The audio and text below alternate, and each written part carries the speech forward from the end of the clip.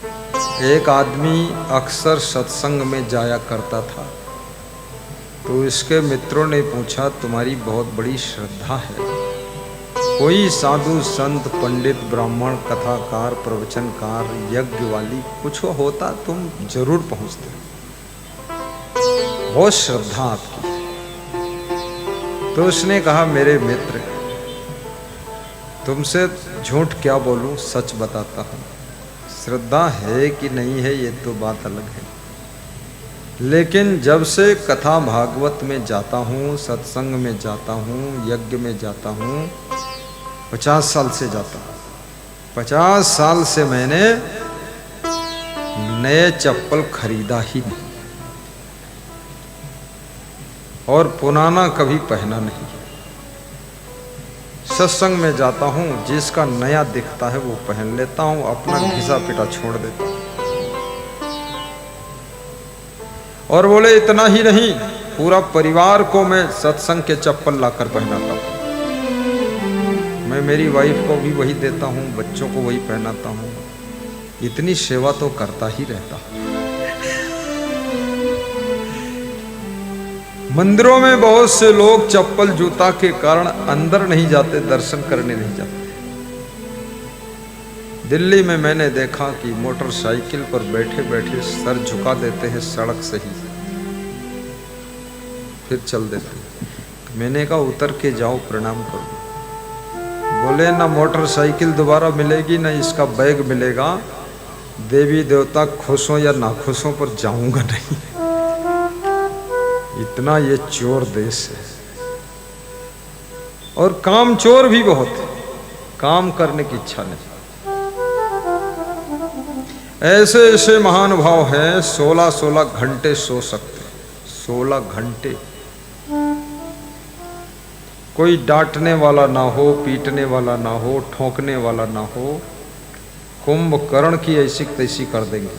कुंभकर्ण के बाप बड़े शोर है।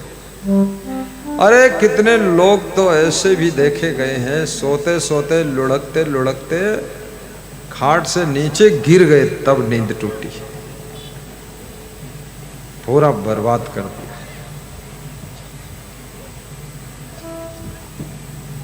काम चोर को भी सुख नहीं मिल सकता। ईर्षु लापरवाह को भी सुख नहीं मिल सकता।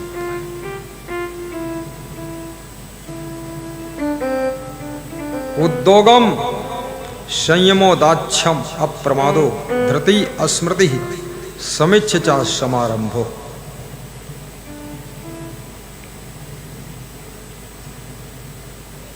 दान विद्धि आचरणी श्रेष्ठा। ध्यान देना, उद्योगम, वो व्यक्ति कभी गरीब नहीं हो सकता है जो हमेशा उद्योग में लगा रहता है, उद्यम में लगा रहता है, व्यापार में लगा रहता है, कार्य में लगा रहता है, कुछ न कुछ कर्म करता रहता है, कभी गरीब नहीं हो सकता। ये नीति शास्त्र कह रहा है, उद्योगम। और कबीर साहब भी समझाते हैं, कहें कबीर कुछ उद्यम कीजिए, आप खाए और को दीजिए। कबीर साहब बहुत महान संत है। कबीर साहब ने तो यहाँ तक कहा है, निष्कर्मी की निंदा कीजिए। जो आलसी है, निष्कर्मी है, कर्म ही नहीं करते हैं, उनकी निंदा करो, उनकी आलोचना करो, उनको उल्टा पल्टा कहो, डांटो फटकारो। नहीं तो ये आलसी लोग, आलसियों की जमात खड़ी हो जाएगी। निष्कर्मी की निंदा कीजिए। कबीर जैसा संत, राम जैसा भगवान, कृष्ण जैसा भगवान, तुलसी जैसा महात्मा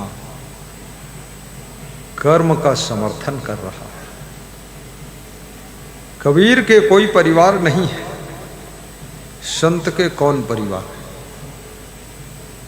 ना धन गाड़ी ना धन गाड़ा, ना घर गाड़ी ना धन गाड़ा, ना घर भैंस न चुकरे पाड़ा, ना घर तिरिया न बालक रोए, परा धुरंधर निर्भय सोए, परा धुरंधर निर्भय सोए। बहुत विचित्र बात है। ना तो स्त्री है ना बच्चे हैं, और स्त्री नहीं तो ससुराल भी नहीं, ससुराल नहीं तो साला साली सास ससुर सब सफाया हो गया। फिर साढ़ो सढ़वाइन, फिर सढ़हा पढ़ा कुछ नहीं। रहीमन सींचे मोल को फूल फलाएगा, सब खत्म, छुट्टी मिल गई।